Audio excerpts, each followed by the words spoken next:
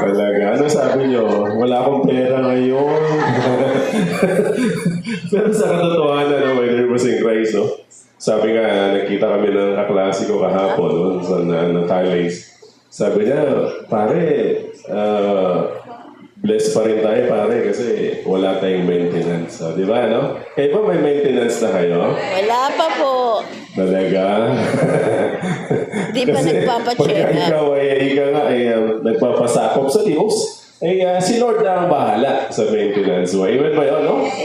Malaking bagay yun sa panahon natin ngayon, di ba? Talagang mahirap. Sabi nga, pag meron ka ng maintenance, may mahalang gamot, tapos maraming nasisira, no? Sa yung mga organs, eventually, manghihina ka eh. Kayo, mukha pa naman kayong malakas. Mukha pa bang malakas yung katabi mo? Saan malakas yan? Pagkain. Sa pagkain daw. So, kaya maliksi pa rin, di ba? May energy pa rin, di ba? Sanay na sanay pa rin makipagsiksikan, lalo na yung mga nag-LRT pag rush hour, di ba? LRT, MRT, di ba? Sanay na sanay makipagsiksikan. Tapos yung mga tumatayo lang sa mga minibus or sa jeep, di ba? Tumatayo pa ba kayo or di na? Tumatayo po. Hindi na, grab na lang kayo, in-drive. Ganyan, GSM. Mahal. Yan ang bago ngayon, no? GSM, no? Tama ba? GSM ba yung bago? Hindi nyo alam yun, no? Okay. So anyway, no, may si Christ. Last week, yung pinakahuling slide na pinakita sa atin ni Brother Odin. Anong sabi doon sa huling slide niya? Very good. We are all called to Sir. last week lang yan, Brother Odin, nakalimutan na nila. Last slide na nga lang ang inano ko eh. Para madali, di ba? So tayo pong lahat ay tinawag para maglingkod. Amen? At ang maganda lang yung topic niya, di ba? Servant leadership. So bilang isang leader, dapat servant ka. Ibig sabihin na kagaya na Jesus, sa'yo nagpunta dito hindi para paglingkuran, kundi para Maglingkod. Ayan. Napaglingkuran mo na ba yung katabi mo? Bigyan mo na ba ng panghapunan niya? Mukhang namumutla na eh. So, mahalaga yun. So, may din pa si Christ. Kaya pagpapatuloy natin sa gabi nito. Bilang isang servant leader, dapat ikaw ay mabuting halimbawa. Amen ba yun? Na ikaw ang tinitingala, lalo tigit sa loob ng inyong tahanan. Kayo naman tinitingala sa loob ng inyong tahanan? Yung may second floor, yung walang second floor, wala. Okay. So, yun ang pag-uusapan natin. Ayaw. Nakalagay pa man din, new. Oh, it's not working.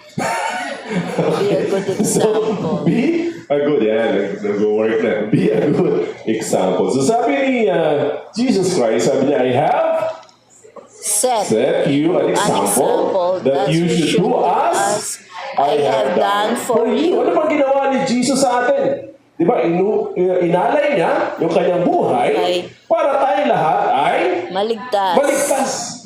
Talagang nagpagaling ng mga may sakit, bumuhay ng patay, di ba? Talagang nagpakain ng mga nagugutom.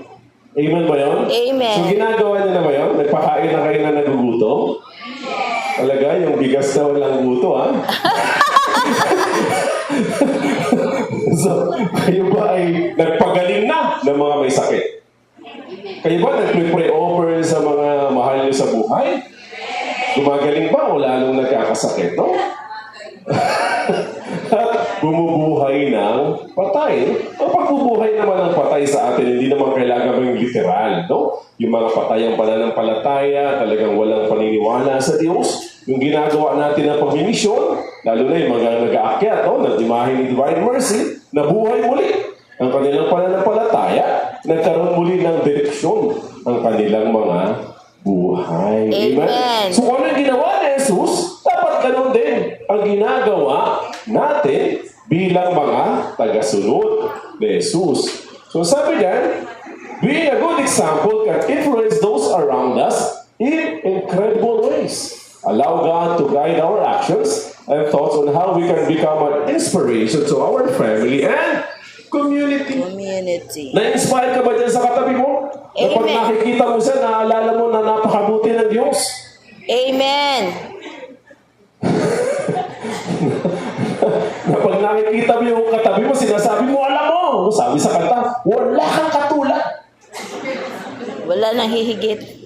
Nasasabi mo yun sa katabi mo na wala siyang katulad. Amen. Lakan mo katabi. Ito. Kalikot, hindi katabi, kalikot. Di ba, no? Na dapat tayo nagsisilbing inspirasyon sa bawat isa. So ako personally, no, marami mga tao dito, sa kabuuan ng ating ministry, marami ako mga tao na pag nakikita ko, na-inspire ako sa kanila. Kasi somehow, alam ko naman yung mga pinagdadaanan, alam ko yung medyo hirap na pinagdadaanan sa buhay, pero nananatiling tapat sa paglilingkod sa Diyos. Amen ba yun? Amen. So dapat ganun tayo lahat, na hindi lamang dito sa ministry natin, kundi sa pamilya din natin, na-inspire sa atin, yung mga mahal natin sa buhay, na pag nakikita nila tayo, talagang nagpapasalamat sila sa Diyos na ikaw ang asawa nila, na ikaw ang nanay nila, na ikaw ang kapatid nila, nagpapasalamat pa sila. Amen. Wala naman. Di ba, no? Na nagpapasalamat. Ay, buti na lang ikaw ang napakasawa ko. Di ba? Kaya proud ka na. Ilang years na kayo, ganyan, di ba? Kami, 32 years na kami, di ba? Konti na lang. 33 na. So, yun yung sinasabi natin, my dear in Christ, na dapat tayo na nandito, no? Nasa ministry natin tayo, dapat ay na-inspire sa atin ng pamilya natin na pag nakikita nila tayo o naiisip lang nila tayo, nagpapasalamat sila sa Diyos. Dahil naging bahagi tayo ng pamilya natin. Amen ba yun? Napibless mo yung pamilya nyo dahil sa inyo? Amen. Parang amen. Amen. Parang hindi sigurado. Amen. Amen siguro. Amen. Parang hindi sigurado. Ano po? So sabi nga, a simple expression of love is to care. Yeah. Ang mga taga-friends ba caring?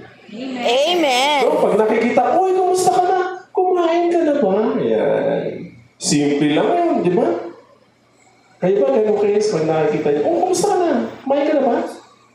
Kain Ganun tayo. din kayo? Wala. Kain tayo. Buhay ka pa.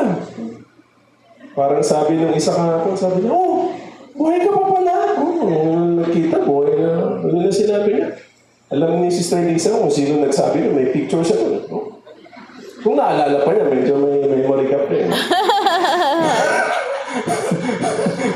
Sabi niya, oh, buhay ka pa pala. Akala ko, patay ka na eh. Oo, tagal din nagkita, tapos gano'n yung sasabihin. Di ba, ano? So, dapat kung kayo ka, oh, kumusta ka na? Salamat sa Diyos. Buhay ka pa. Libre mo naman ako.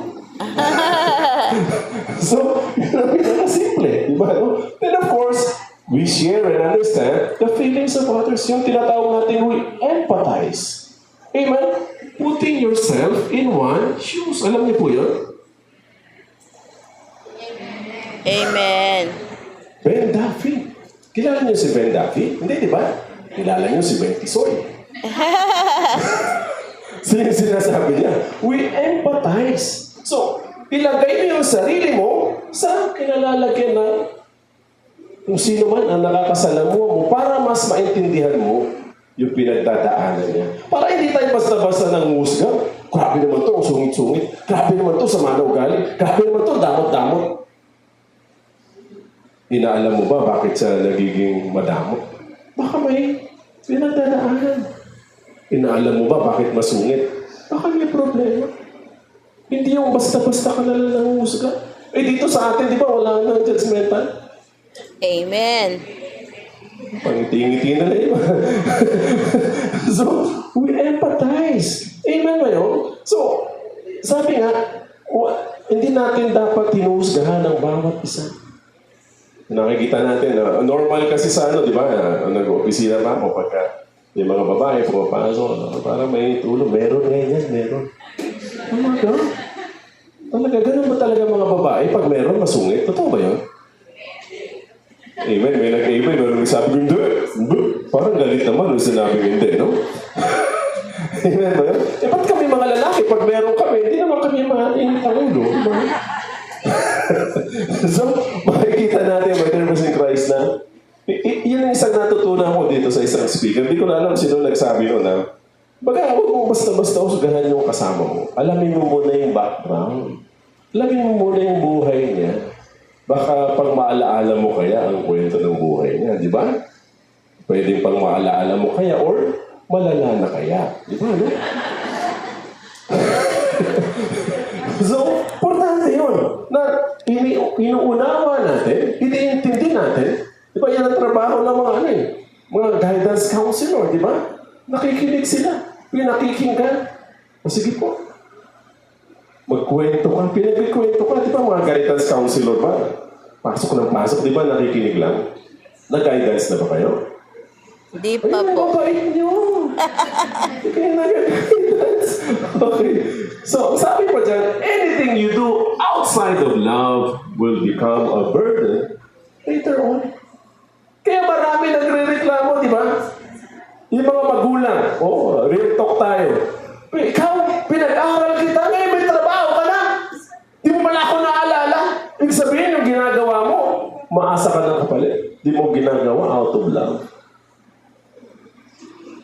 Ay, thank you mga namin. 15:30.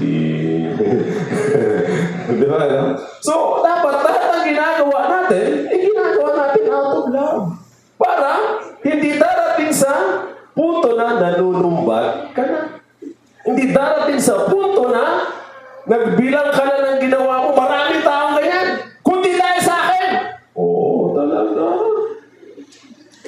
Di totoo yun. Kung hindi dahil sa Diyos, hindi nagtagumpay ang bawat isa sa atin. Walang kahit sinong tao magsasabi na, kung hindi dahil sa akin, wala ka ngayon. Pinagsabi na sa inyo ng gano'n. O may sinabihan na kayo ng gano'n. Mas malala kung kayo ang nagsabi nun. Diba yun? So, gano'n lang. Dapat lahat ng ginagawa natin is we do it out of love. Para hindi tayo napapagod. Para hindi tayo nalulumbat. Para hindi tayo nagbibilang ng ginagawa natin.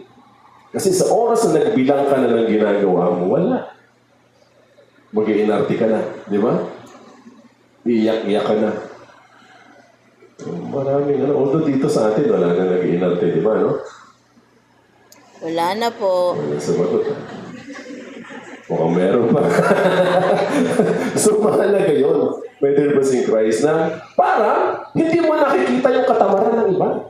Hindi mo nakikita yung pagkukulang ng iba. Kasi ang mahirap sa atin, pag ang ginagawa mo, hindi mo ginagawa out of love, nakikita mo na yung katamaran ng iba. Nakikita mo na yung kakulangan ng iba. Nakikita mo na yung ika nga parang ang dami ko nang nagawa. Dami ko nang nilabas. Parang wala namang nangyayari. Sayang lang lahat ng pagod ko. Sana hindi tayo magbitaw ng salitang gano'n na sayang lang. Sana hindi ko na lang ginawa yun. Di ba? Pero kung ginawa mo sa out of love, ibalik man sa iyo yan o hindi, lagi ka nakangiti. Kaya mga totoong naglilingkod sa Diyos, laging nakangiti yan. Wala silang umiti. Okay. Masabi niyan, ba't gano'n?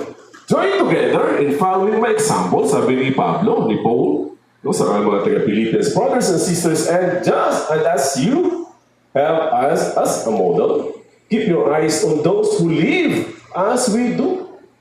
So, mahalaga yun. Di ba, na tayo, sabi ko nga, pinakamagandang legacy na iiwanan ng isang magulang sa kanyang mga anak, hindi yung edukasyon. Bukod sa edukasyon, syempre, yung nagiging malapit siya sa Diyos. Anin mo yun, di ba? Sabi ko, anin mo isang abogado na hindi naman maka-Diyos. Anin mo isang presidente na hindi naman maka-Diyos. Wala din. May pagmamalaki mo ba yun? Ano kung presidente siya? Kung hindi naman maganda ugali, sa impyerno pa rin mapupunta yun. Matutuwa ka ba, no? Buti na lang yung katabi mo sa langit na pupunta yan. Pero wala kayo mauna. Steady lang kayo dyan, no? Walang mauna. Di ba, no? So yun ang pinakamagandang legacy na pwede natin iwan. Sabi ko nga, pag naalala ka ng mga mahal mo sa buhay, sabi si kuya, si ate, si nanay, si tatay, nung nabubuhay pa, grabe yun. Talagang lagi niya akong napapasaya. Ayan. Lagi niya doon mapapasaya yung mga mahal niyo sa buhay. Amen. Nakikita nila kayo, talagang tuwan-tuwa sila. No? Ito na yung anghel, parating na. Ganun na po ba ang sabi sa inyo ng mga mahal niyo sa buhay? Amen. Hindi pa, no? So, mahalaga yun. Na tayo, kagaya ni Pablo, nang sinasabi niya, no? Sa mga taga-Pilipos, no? Na, gayahin niyo kami. Kung anong ginagawa namin kabutihan, gawin niyo rin. At kung ano pa yung nakikita niyo kabutihan ng iba, gawin niyo rin. Amen ba yun? Amen. Yun yung sinasabi ng madalas ng mga magulang. Di ba? Gayahin niyo ako! Gayahin niyo ako! Ayan. Pero galit. Pwede mo naman sabihin ng maayos, di ba? Anak, mag-aaral ka naman mabuti. Anak, aral mo na. Pwede namang sabihin ng gano'n. Di ba gano'n na kayo makipag-usap sa mga anak niyo, no? Hindi na pasigaw, no? Wala rin sumasagot. Parang pasigaw pa din. So, mahalaga yun. May name si Christ. Nandito na tayo eh. Kasama na natin si Lord. Bakit pa tayo sumisigaw? Hindi na. Tawad. Usap tayo. Ganun din sa mga nag-uopisina. Di ba? No? Kung may problema, patawag sa office. Tapos, usap ng maayos. Ganun lang naman. Sabi nga, lahat na pag-uusapan. Amen ba yun? Amen. Wala naman pala na pag-uusapan. Bakit kailangan magsigawan? Di ba? Hindi kailangan. So, ipakita lang natin kung ano yung mga natutunan natin, no? Sa ating Panginoong Jesus. So, sabi niya, let your accomplishments speak for you. Di ba? Di mo naman kailangan ilitanya na, oh, ganito ako. Ganyan, ganito nagawa ko. Nakikita naman ng mga tao yan eh. Baka sa pamilya nyo, nakikita naman ng mga mahal nyo sa buhay, sakripisyo yun. Ba't kailangan nyo pang ilitanya yun? Yung gabi, ginawa mong araw. Di ba? Tapos nagsusunog ka ng kilay, kaya palagay mo ng kilay. Di ba, no? Ano ba yun? So, talagang dugot pawis ang pinuhunan mo. Ba't kailangan sabihin yun? Nakikita naman nila yun. Amen ba yun? Amen. Ano sabi dyan? Be humble with what you have. Not everyone will be happy with your success. Amen ba yun? Amen. So kung ikaw ay ka nga, naging matagumpay ka sa buhay, magpasalamat ka sa Diyos. Huwag kang magmalaki. Huwag kang magmayabang. Di ba, kasama yan sa mga diniscuss ni Brother Odi last week, di ba, yung dapat loving tayo, dapat humble tayo. Ganun lang. Kasi ang sabi dito, ang tunay na mayabang, hindi na mayabang. Kaya dito sa atin, wala nang mayabang, di ba? Amen. Ba't kayo ng amen? So, may din po si Christ, mahalaga yun. Na, isang natutunan ko, no, na sa mahabang panahon na nandito sa ministry natin, na marami na ako narinig ng mga homilies ng mga pare. Lahat ng achievements natin. At sinabi rin ni San Pablo yan, di ba? Wala siyang pwedeng pagmalaki, kundi ang Diyos lang. Amen. Dahil siya ay mahinang nilalang. Di ba? O yun lang sabi ni San Pablo. Si Lord lang ang pwede kong magmalaki. Wala ako sa sarili kong wala. Kasi mahina ako. Amen ba yun? Kaya tayo ganun din. Kung ano man yung na-accomplish natin sa buhay, sabihin natin, matalino ako eh. Talaga? Ginawa kang matalino ng Diyos. Magaling ako eh. Pinagaling ka ng Diyos. Amen ba yun? Amen. Hindi ka naman magiging matalino sa sarili mo lang. Hindi ka naman pwedeng maging magaling sa sarili mo lang. Kamay ng Diyos ang nagbigay sa iyo ng grasya. Kaya mo nagagawa kung ano man ang nagagawa mo sa buhay. Kaya huwag magmalaki. Huwag maging mayabang. Okay. So sabi niya sa Ephesians, no? Do not let any unwholesome talk come out of your mouths, but only what is helpful for building others up according to their needs, that it may benefit those who listen. Kaya tayo dapat, wala nang mga hindi magagandang salita na lumalabas sa atin. Sabihin natin, ay, buti nga sa kanya. hayop yung animal na yan. Dapat lang sa kanya yan. Yan, di ba, no? Alam natin na nagkamali yung tao. Alam natin kung anong nagawa niya na hindi tama. Pero hindi tayo para matuwa. Na siya ay napahamak. Na siya ay, kung nakulong man siya, kung ano man na nangyari sa kanya hindi maganda, hindi dapat tayo na tuwa. Bagkus, tayo ay nagpapasalamat sa Diyos na tayo ay patuloy na sinasamahan ng Diyos para gumawa ng mabuti. Amen? Amen. Sa maghapon na to, puro kabutihan ba nagawa nyo? Secret. You can disagree? Agreeably. Yun ang tinatawag natin na respect. Amen? Amen. Sa debate, may nananalo ba? Wala. Wala. Opinion niya yun eh. I-respeto mo yung opinion niya. Kung ayaw niya i-respeto yung opinion mo, problema niya na yun. Hindi mo problema yun. Amen. Amen ba yun? Amen. Ang binibigay kong halimbawa palagi dyan, yung best friend ko nga, na Iglesia ni Cristo. Hindi naman nanonood sa atin yun kasi Iglesia ni Cristo, hindi niya alam. So, kaya ako naging best friend yun. Sabi ko sa kanya nung college, Iglesia ka pala. Iglesia ko. Gusto mo maging magkaibigan tayo? Wala tayong pag-uusapan na reliyon. Gusto mo ayaw siya. Kaya na kayo magkaibigan kami. Iglesia siya. Katoliko ako. Pero magkaibigan kami. Kaya pag nagtanong, dati nagtanong sa akin, bakit gano'n? May Santo Papa na kayo, may Cardinal pa kayo, may Bishop pa kayo, may Brother Mike pa kayo. Sabi ko, pakialam mo. Hindi na siya nagtanong. Kasi magsisimula na lang debate yun. Diba? Ano yung pakikipag-debate? Simula nung never na siya nagtanong tungkol sa atin. Okay na, nire-respeto ko siya. Kaya hanggang ngayon, magkaibigan kami. Nire-respeto niya rin kung ano yung ginagawa ko. Pero lagi na sinasabi sa akin, alam mo, sayang ka. Diba? Kasi sinasabi ng mga iglesia, sila lang ang mapupunta sa langit. Tayo, sa impyerno. Alam niyo ba yan? Kaya lagi niya sinasabi sa akin, alam mo, sayang ka. Sayang daw ako. Kasi impyerno daw ako mapupunta. Hindi ko pinapatulan yun. Kasi gano'n ang mga iglesia. Di ba? May nakausap na ko yung mga iglesia. Opo. Na sila lang ang mapupunta sa langit. Opo. Tayo lahat sa impyerno. Magaling Diyos na sila. Para makipag-debate ka.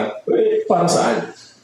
Para saan? You can agree. You can disagree, rather. Agreeably. Huwag na natin pag-usapan yun. Nare-respeto ko yung opinion mo. Ito yung opinion ko. Okay na. Change topic tayo. Di ba naman? Di ba ganun lang? Hindi kayo nagsigawan, di ba? Sasabihin ng... kasi pag nagsisigawan kayo, di ba? Ano ka? TL ka, di ba, no? Talsik mo, lumalaway.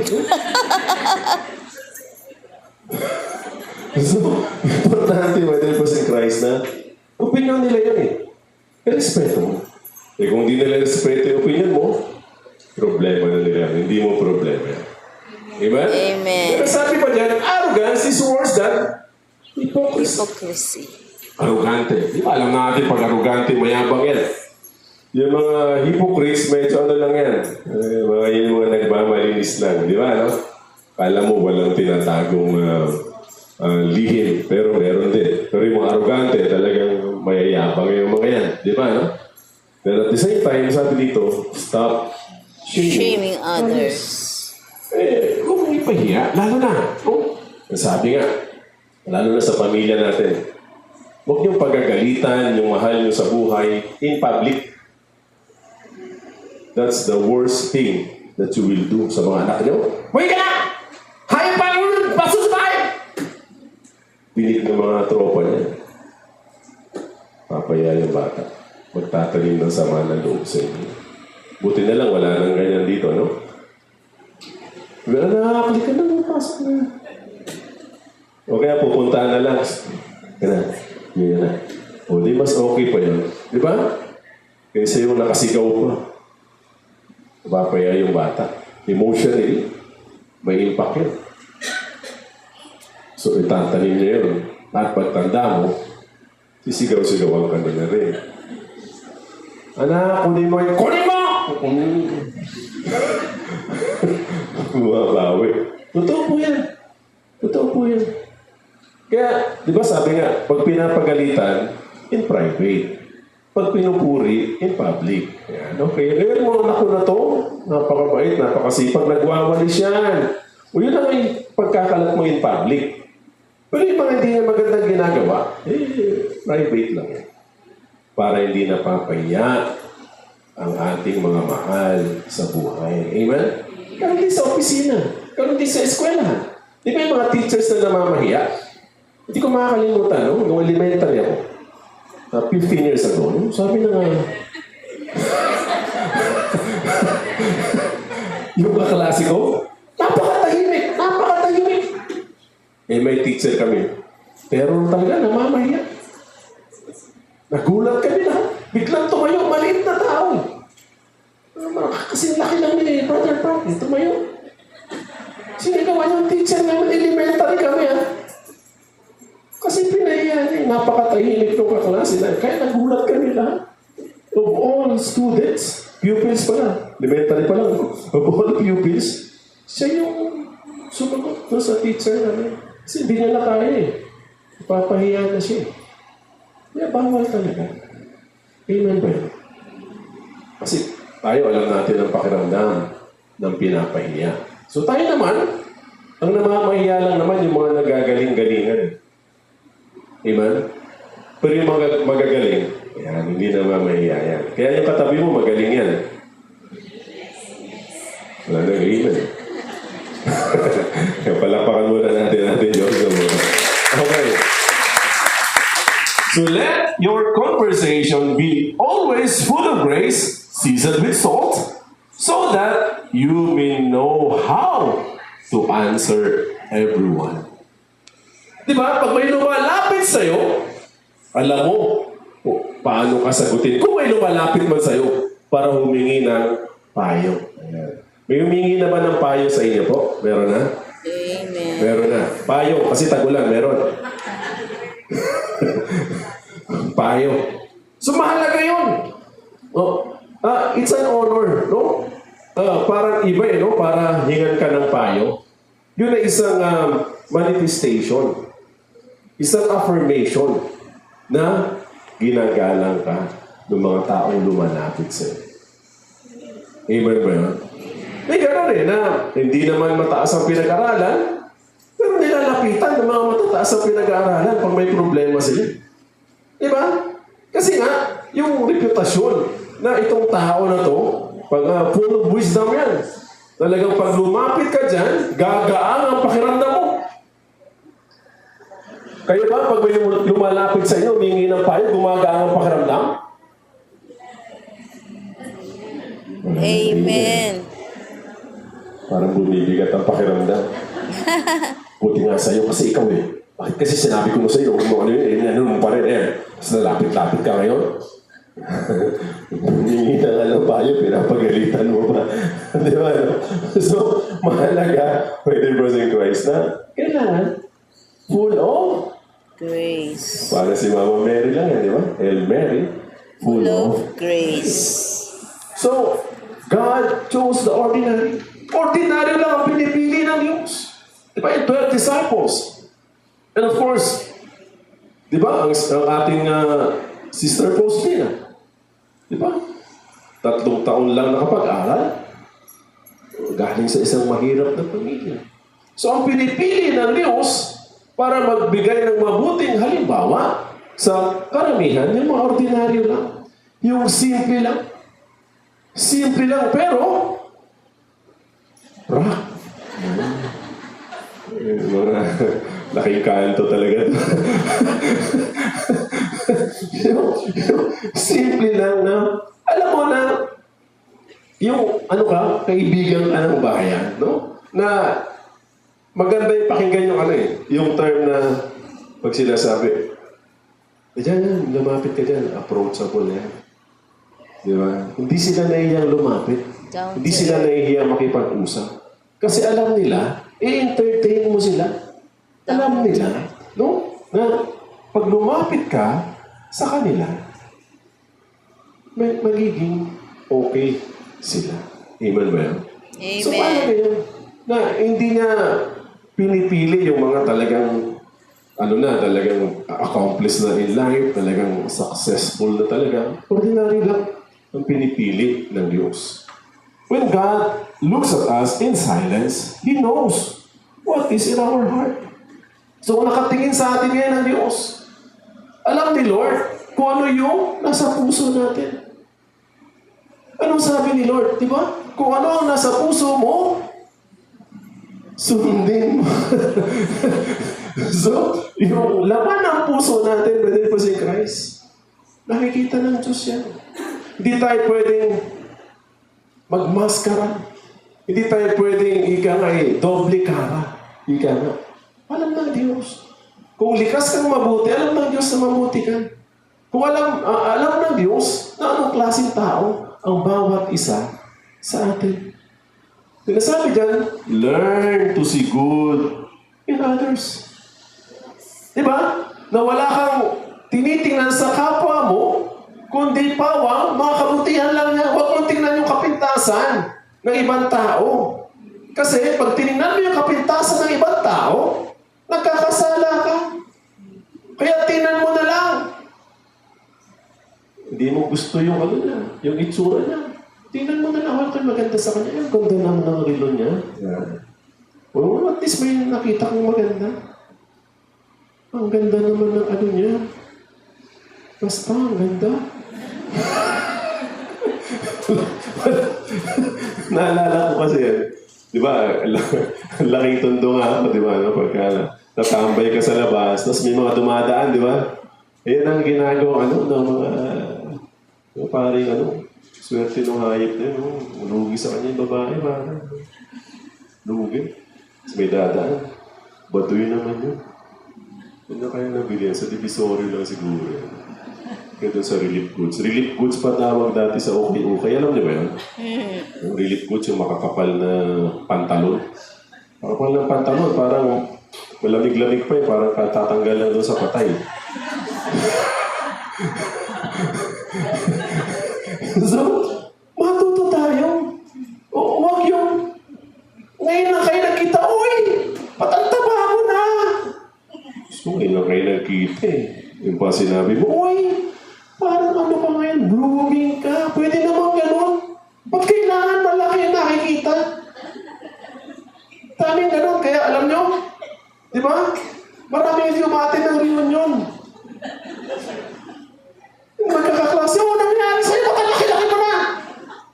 Visit kayo, ngayon tayo nagkita after 20 years, yun ang sasabihin niyo sa akin. Kaya maraming dumating sa reunion. Kasi ang tinitingnan ng mga magka-batchmate, kung ano yung pangit sa'yo. Uy, parang ang tanda mo na ngayon. Anong nangyari sa'yo? Mosyang mo na. Diba? Kaya, wala kayo matin pa ba kayo ng reunion? Hindi na po. Hindi na. Walang budget. Pero ako, hindi na talaga ako matin ng reunion. Kasi after ng kitaan, kaya kainan, mag-iinuman na naman. So, ayoko na. Sabi ko, ayoko na. Baka ko na lang kayo sa Facebook. Parehas din naman yun. Diba? So, learn to see good in others. Para natutuwa sa'yo si Lord. Diba? Sabi nga, kung ano nakikita mong pangit sa iba, pinipintasan mo si Lord. Gawa ng Diyos yan Hanapan mo kung ano yung maganda sa Kanya. Meron at meron yan. Amen? Amen. Sisimulan na ba yan? Amen. Kailan? Now na. Okay. So sabi dyan, in everything, sabi ni San Pablo, kay Tito, set them an example by doing what is Good. In your teaching, show integrity, seriousness, and soundness of speech that cannot be condemned, so that those who oppose you may be ashamed, because they have nothing bad to say about us or about each and every one of us. E malaga yun Hindi sa nagmamalinis tayo, hindi sa nagpapa-impress tayo. Yung sinasabi lang ni Pablo kay Tito is, maging mabuti ka lang para wala silang makitang kapintasan sa'yo. Di ba? Hindi maiwasan. Ang pipintasan na lang nila sa yung itsura mo, pakialam nila. Pero yung sa pag-uugali, pinaka-importante dyan, sinasabi ni San Pablo kay Tito, wala sila makikita ng kapintasan sa iyo pagdating sa pag-uugali. Amen ba yun? Amen. Sabi nga ng isang pare, our ultimate goal is holiness. Yan ang pinaka-goal natin, maging banal tayo lahat. Mukha namang banal yung katabi mo. Yung pinaka-ultimate goal natin, maging holy. Ang pinaka-immediate goal natin is discipline. Ang isang tao disiplinado, definitely, magiging banal yan. Disiplinado po ba kayo? Sa pagkain, sa pagtulong, sa paglalaro, di ba? Sa lahat ng bagay. Kasi, ano yun eh? Pagka ikaw ay disiplinado, nababalansin mo lahat. Nakakapaglaro ka pa din, no? Nakakapaglaro pa ba kayo? Nakapag-exercise pa kayo? Sama kayo sa mga taga-Pasig, magsumba-sumba kayo. Sila lang. Wala ba nagsusumba sa Pasay? Doon na ulit. Sa Quezon City, Madam Rose? Wala. Kayo lang talaga. Pasig lang. Ba't hindi nyo sinasama Sister Mel? Sister Lisa? Hindi, taga-Pasig lang. Sister Lisa, lapit na lang, di ba, sa Arcovia. Oh.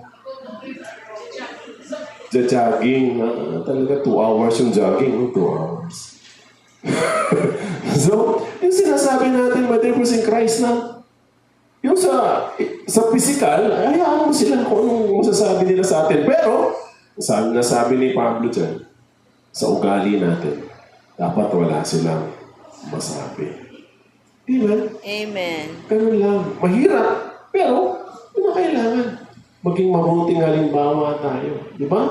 Yung sabi nga sa isang palabas, diba? Sample. Sample. O dito naman tayo. Diba? Nagiging mabuting example tayo. Lalo tigit sa pamilya natin.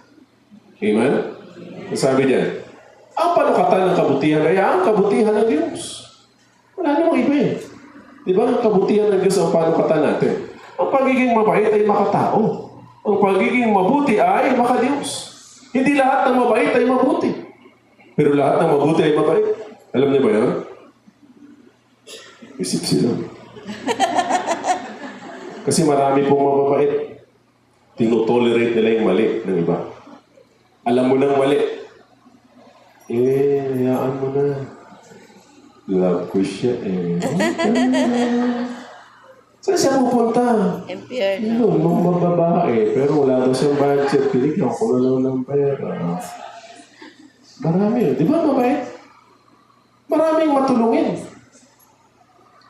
Mabait yun. Ang tanong saan galing yung pinatutulong nila? Kung galing naman sa pork barrel yun, di wala din. Kung galing naman yun sa kaban ng bayan, wala din. Sabi mo mabait yun, ang bait naman ni Mayor. Bait naman ni Congressman. Talaga? Pera ba nila yun? Ba't kayo nababaitan sa kanila? Kasi nga, makatao. Pero ang pagiging mabuti, kung tutulong ka, sabi nga na isang pare, being in public service, yung mga politiko, it's a noble profession. Kung talaga maging totoo kang politiko, papunta ka ng langit. Pero araw-araw may tinutulungan ka. Di ba? Kung di ka nagnanakaw, tulong ka lang ng tulong. Kung may sweldo ka, yung sweldo mo lang talaga yung para sa'yo. Tapos lahat, bigay mo sa tao. Papunta ng langit lahat yan. Amen? Sana, may nanonood sa atin. Na tulong talaga. Yung kita lang nila, yung sweldo lang nila. Amen, malaki na rin ang sweldo. Paano sweldo ng mayor na yun? 120,000 yata. Malaki na yun. Kasi may sweldo dito ng 120,000 a week. Sister Lisa lang. A week lang yun. Oh. Di ba, no? Kano sweldo ng mga senador? 300,000. Mga congressman. Ganon din. Di ba? Kaya lang. Wala. Noble profession sana. Papuntang langit sana. Kasi tumutulong ka sa mga tao. Pero ang tanong, saan galing yung tinutulong mo? Baka ano yun, 1 for you, 1 for me, 2 for you, 2 for me. Di ba? Ano? So, wala din. Sayang. So, hindi lahat ng mabait, mabuti. Pero lahat ng mabuti, mabait. Kasi ang pagiging mabuti ay maka-Diyos. So, bahala na kayo kung saan kayo dyan. Sana mabuti tayo. Para tayo lahat ay masasabing tunay na mga anak ng Diyos. Authentic goodness is a product of prayer. Yung pananalangin in silence. Di ba? Yung sinasabi nga sa Bible, Father, speak to me. Your servant is listening. Di ba? So, sa pananahimik natin, yun. Lord, ano pang gagawin ko para patuloy akong maging daluyan ng pagpapala sa loob ng aking tahanan. Ba, lagi kong sinasabi yan. Na lahat ng ginagawa natin dito, sakripisyo, kumusta ang pamilya natin? Amen? Kasi, ba't pa tayo nagpapakapagod? Para makilala? Para sumika? Para maimbitahan ka sa State of the City address? Di ba? Iyon ba yung goal mo in life? Hindi. Ang goal mo lang is, pagbalik mo sa pamilya mo, pag-uwi natin mamaya, kumusta ang mga mahal natin sa buhay?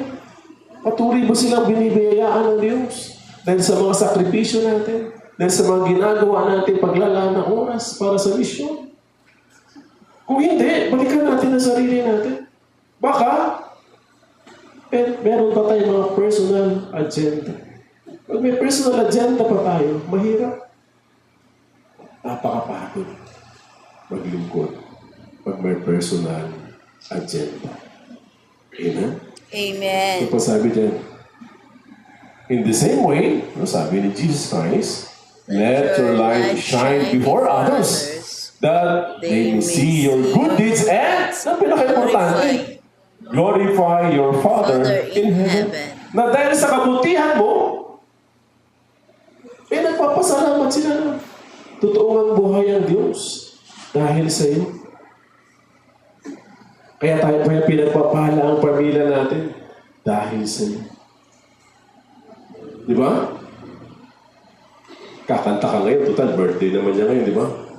Dahil sa iyo. Alam niyo ba, birthday niya ngayon? Ako'y lumigaya. Di ba? So, yan sinasabi na. Hindi niyo alam kung sino may birthday ngayon? Yung nanay ng presidente natin. 96 years old na, no? So, makikita natin, Mother mo si Christ na. Sana nasasabi sa iyo ng anak mo, Nay! Tay, dahil sa iyo! Ako'y masaya ngayon! Tay, Nay, dahil sa iyo! Blessed na blessed ako ngayon! Amen ba yun? Sana masabi yun ng mga mahal natin sa buhay. Kasi kung hindi, sayang pagod natin. Mamasahe pa kayo. Maulanan pa kayo. Masisira pa yung pantalon nyo. Di ba?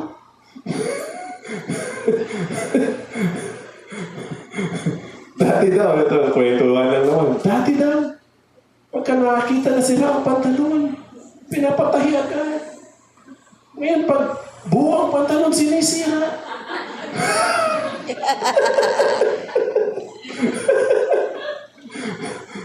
Kwentuhan lang naman ito.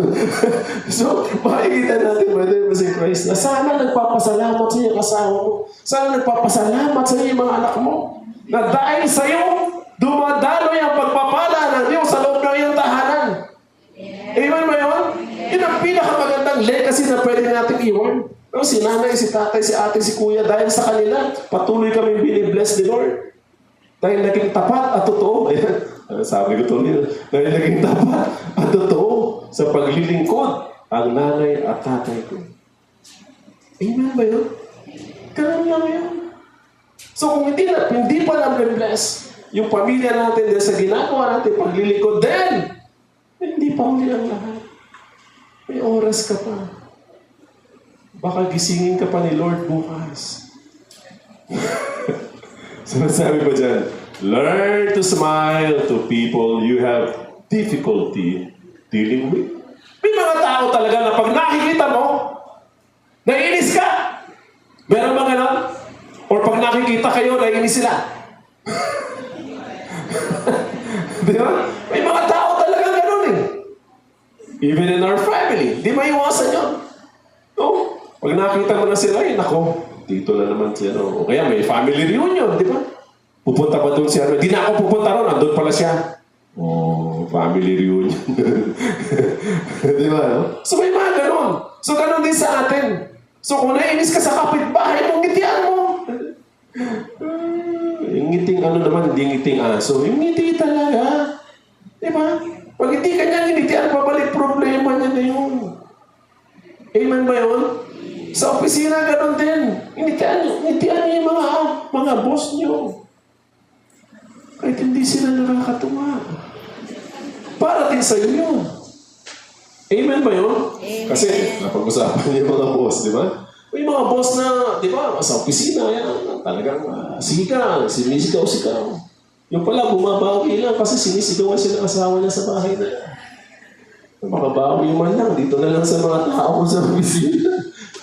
Noong una, galit na galit ako doon sa boss ko na yun, sa malangit nawa, no? Kasi pag nasa opisina ako, naawa ako sa mga tao. Sabi, grabe naman to si Sir. Tapos yung kwentuhan, alam niyo naman, sasabihin ng driver, nangyari kayo, Sir? Nagalitan ng asawa niya. Ganun ba? Kaya pala mainit ang ulo, dito bumabawi. So, anong gagawin mo nun? Hindi lang. Amen ba yun? Nakita mo yung mga hindi nagbabayad sa'yo, ngitian mo lang. Babayaran ka ni Lord. Di ba? Yan ang turo sa atin. Lord, ikaw na lang magbayad, Lord. Hindi niya kaya eh. Ikaw na lang. Ginagawa niyo ba yan? O pinapabarangay niyo pa? Hindi pa barangay. Wala rin mangyari. You cannot change other people, but you can change your attitude towards them. Di ba? Wala ka nang magagawa doon. Ganun na siya eh. Kung masama ugali niya, masama na ugali niya. Kung masungit siya, masungit na talaga siya. Kung chismosa siya, chismosa na talaga siya. Wala ka nang magagawa doon. Pero, ikaw, kung di ka magpapa-apekto, okay ka. Di ba sabi ko nga, pag ikaw, nagpapa-apekto sa masamang ginagawa ng ibang tao sa'yo, hindi ka talaga mabuting tao. Nagkaiba yun. Gisip sila ganun ba yun? Ngayon sa mga ugali ng hayop na yun, siniraan ako eh. Diba? So pag nag-react ka negatively sa sinasabi sa iyo ng mga tao, hindi ka talaga mabuting halimbawa. Amen. Amen. Amen. So importante yun. Diba? Sabi nga, tayo, especially mga magulang na naririto, hindi natin kayang baguhin ang mga anak natin. Kahit sigaw-sigawan mo yan, kahit anong sabihin mo dyan, hindi mo mamabago yan. Anong turo sa atin? Lord, baguhin mo po ako para patuloy kong mahalin ang asawa ko, para patuloy kong mahalin ang mga anak ko, para patuloy kong mahalin ang mga kapatid ko. Di ba yun ang turo sa atin? Ganun na ba ginagawa niyo pag galit na kayo? Amen.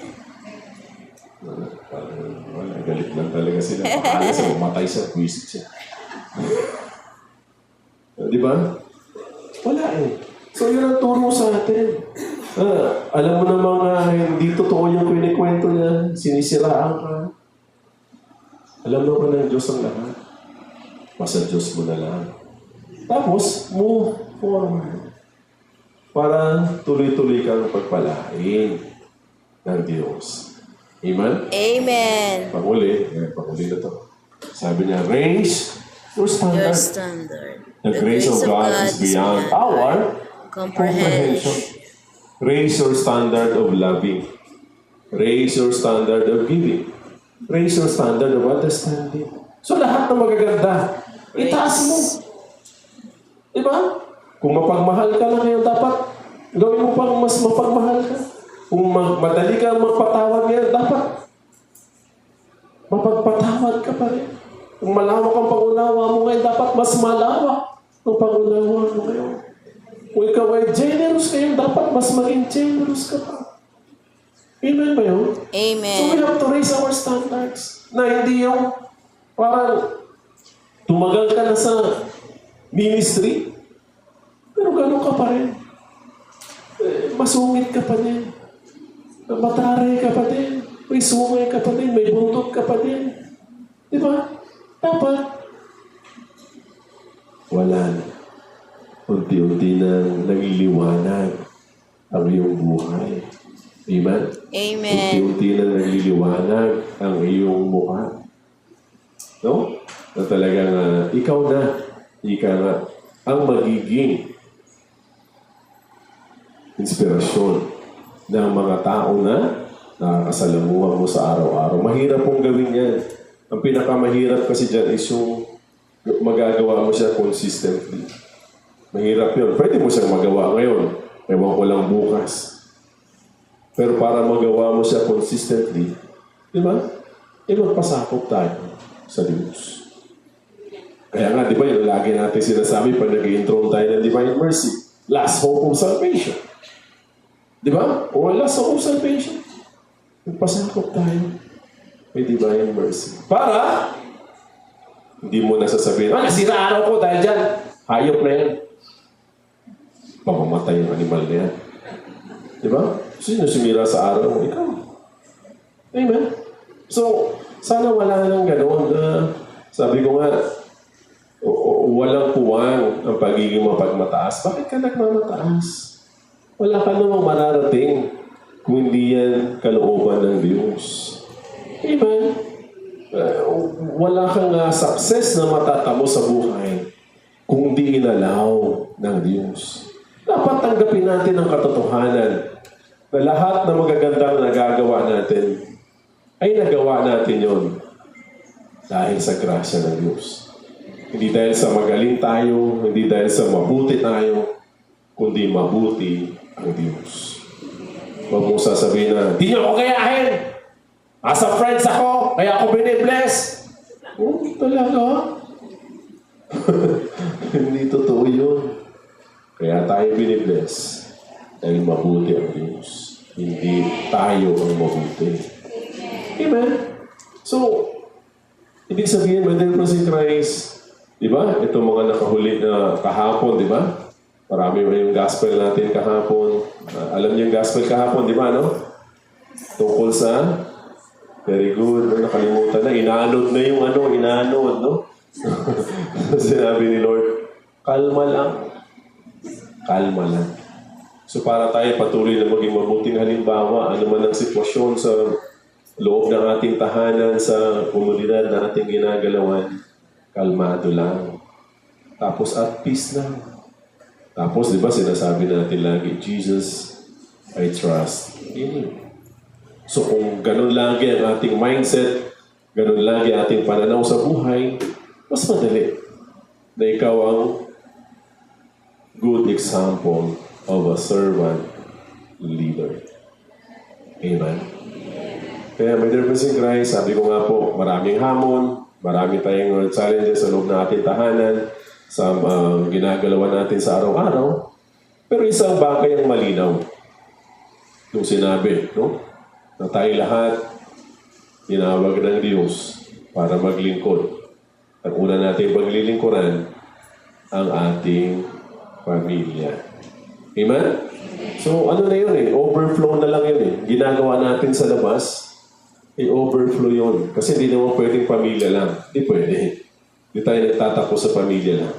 Dapat, no? Tayo ay lumalabas din para mas maraming mga tao ang pagpalain dahil sa atin. Hindi dahil sa mabuti tayo, kundi dahil sa mabuti ang Diyos na tayo ay patuloy na pinagkakatiwalaan. Amen? May natutunan po ba kayo? Amen. Talaga? Amen. So, sasabihin sa iyo ng mga pag-uwi nyo mamaya, uy, thank you dahil sa iyo, nabibless yung family natin. Sana masabi nila yan. Dahil sa iyo. Dahil sa patuloy mong pagsusumikap na maging isang mabuting lingkod ng Diyos. Amen? Maraming Amen. salamat po. Magandang gabi sa ating